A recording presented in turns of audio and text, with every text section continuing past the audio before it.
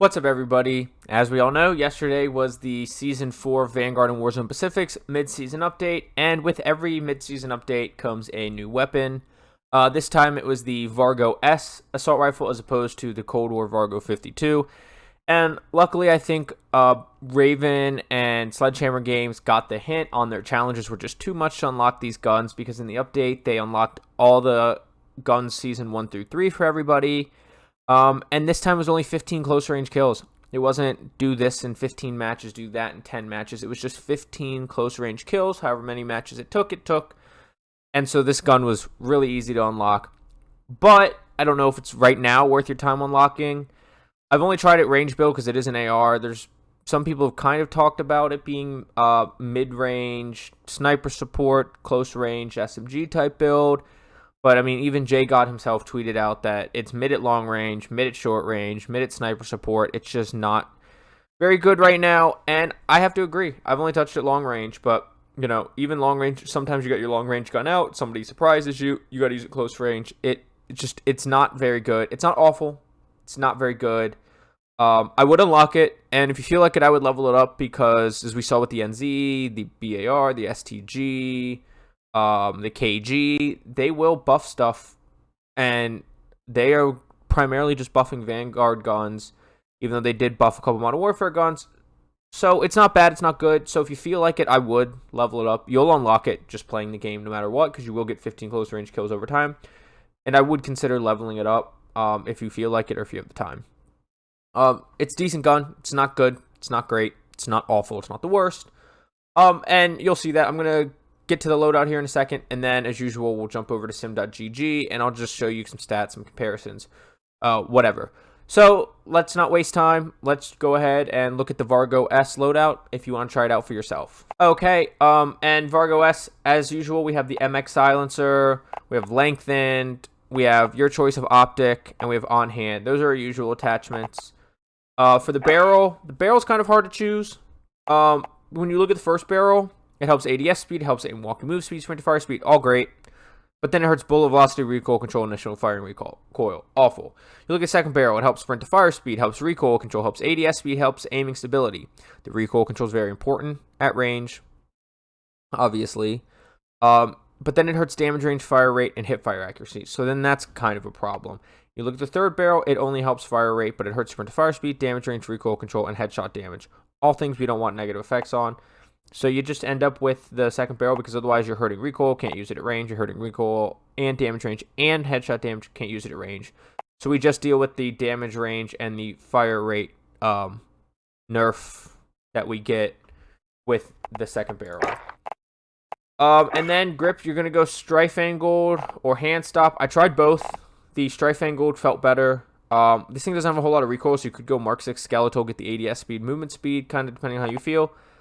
And the strife angled helps your horizontal the most, which was the biggest problem, as it is with most guns. Carver only helps vertical. Hand stop helps both. Strife angle does hurt your ADS speed, so if you find the horizontal good enough, I would recommend the hand stop. But strife angle, just to help that left to right bounce, is what I ended up going with. And then mags, you can rule out the last two mags, because it's 30 and 38 rounds. It's just not going to be enough. Maybe for solos, one of these might work. Maybe duos. But if you play trios and quads, like most people tend to do, you're going to have to choose between the 45 and the 60. The 45 is good. The 60 is good. They have very similar times to kill. The big difference is where they drop off. And the 60 drops off later. The 45 drops off sooner. Plus the 60 has 15 extra rounds. So I ended up going with the 15 extra rounds. And then either hatched,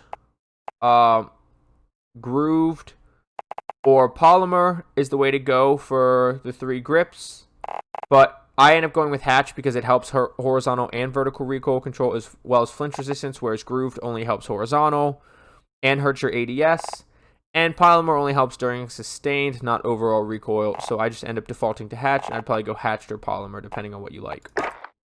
From there, we're looking at stocks. Mirozan ANC stock is just the one you end up choosing. The LP33 stock hurts your recoil during sustained fire. The removed stock hurts your recoil control overall. The padded stock is another decent option, but it only helps initial firing and recoil, and the custom SK2 helps overall recoil, but hurts movement speed and fire speed. So you go between the SK2 and the ANC. The ANC helps with recoil control and initial firing recoil, where the SK2 only helps with recoil control. And the movement speed isn't hurt by the ANC where it is with the SK2, so I end up going with the ANC, but those are the two stocks I would recommend. And then, actually, I should switch this to Vital. If you want to get the best time to kill, you do go with Vital, but it hurts your recoil control and accuracy. So if this thing feels too bouncy, or you just don't like to have to pull down, you're definitely going to run hard scope. And then when you run a hard scope is where you really run into the TTK problems, which I'll show you in just a minute.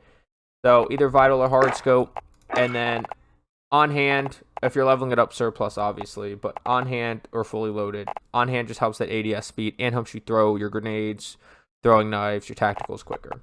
So I end up going with on hand for that. And that's really this is how I would run the loadout. The only thing that I would consider switching really is Vital versus hard scoped. And I'll show you kind of that difference here in a second. So that's the loadout. If that's what you're here for, thank you for watching. If you want to see the stat breakdown comparison between other guns, I'm going to go ahead and jump over to sim.gg right now and do that. Okay, so the first comparison we have here is the Vargo S with hard scope. Then we have the Vargo S again with Vital, and then we're comparing that to the Cold War Vargo. And when you scroll down to our TTK charts, you see if you don't run Vital, the Vargo S loses out to the Vargo 52 everywhere except for this 1 little meter damage range, and then it's just getting destroyed at range. And even the Vargo with Vital, this is to chest, by the way, where Vital actually matters. You're beating out the Vargo 52 up to about, what is that, 37 meters? 38 meters, and then as soon as it drops off, it's now losing to the Vargo 52 from Cold War. When you go to headshots, it actually does beat out the Vargo 52, both of them, but then it's pretty negligible, and if we're talking just headshots, negligible might as well be the same. 18 milliseconds is not going to make a difference because you're not hitting every single headshot. Next shots, at range, they end up being about equal. It ends up being 4 milliseconds, so not a huge difference. And then when you look at stomach, once again, the Vargo S is getting destroyed. So stomach and chest is where you're going to hit most of your shots, and the Vargo 52 clearly beats out the Vargo S. If you're hitting limbs, same thing as the stomach. It's the same time to kill, and they're getting destroyed. So you're only really beating the Vargo 52 if you have Vital on, and at range it still loses. And this is obviously your range gun. Neck and head, you're just barely beating out. Actually, neck you're not. Head, you're just barely beating out the Vargo 52. So I don't think if you want to run a Vargo, it's worth running the Vargo S over the Vargo 52. But how does that compare to all the other zero recoil Vanguard guns that got nerfed in this update? Because they didn't really get nerfed. We'll talk more about that next week in next week's videos. So then we look here. I have the Vargo S, the KGM40, the NZ41, the BAR, and the STG. Typical meta builds, same meta builds. The guns that had Vital, like the KG has Vital on it. I don't think anything else had. Oh, and the STG has Vital. So if you look at the Vargo S, it's the orange one. It's right in the middle of the pack. In close range, it's still getting beat out by the KGM40 and the STG. And then the KGM40 drops off, and it's losing by a considerable TTK amount. And then as soon as the Vargo drops off, it's now just about equal with the BAR to the chest. And remember, this is with Vital. And the STG and the KGM40 beat it, and the NZ's barely losing to the BAR. Then you look at headshots. The Vargo S actually is the king here compared to the other Cold War guns. Not by a lot over the BAR, but does beat out the BAR. Next shots, the Vargo S is going to really beat everything else. But once again, we're looking at chest and stomach mostly. It's middle of the pack chest, and it's the worst at the stomach. That's where you're going to hit most of your shots. Probably going to hit some decent shoulder shots, but it's the same here. And then when you start taking Vital off of the Vargo, you take it off of the KG, and you take it off the STG just to make it fair, where nothing now has Vargo, and you're going for either movement or recoil control. Now the Vargo at the chest is the worst. At the stomach, it's the worst at range. Remember, this is range. The short range values are nice to know, but we're really looking out at the range fights. Arms, only the BAR loses in lower extremities, but even in upper extremities, the BAR is beating it. So it's kind of middle of the pack. I told you it's not good, it's not great, but you have to run Vital on it, and then that increases your recoil and takes away the recoil control from the hard scope, so it like double hurts your recoil. And when you consider from that standpoint, I don't really think this gun's worth running right now. I would stick with the KG, the NZ, so you don't have to spend the time leveling it up. If you want to run a Vargo, I'd run the Vargo 52. Those are my thoughts. I might experiment it with a sniper support build or an SMG build. Might put out something on that later. But as far as long ranges, as long as we're talking about long range, Vargo S just really isn't worth it. But that all being said, thank you for watching. I appreciate if you watched all of it, skipped around. I appreciate any watch time. So please don't forget to like, subscribe, hit the notification bell so you know when I have Loadout video coming. I'm going to put out a sniper video with a new sniper buff. I'm going to have a close range video, long range video, maybe a sniper support video. We'll see. But hit the notification bell so you know when those come out. And as usual, I will link sim.gg down below with all my social medias. Twitch streams about to start back up. And I do post almost daily on TikTok and Instagram. So go follow those. Twitter's also linked down below. But I will see you on Caldera, Rebirth Island, and Fortune's Keep. Get frying. Have a good day. Bye.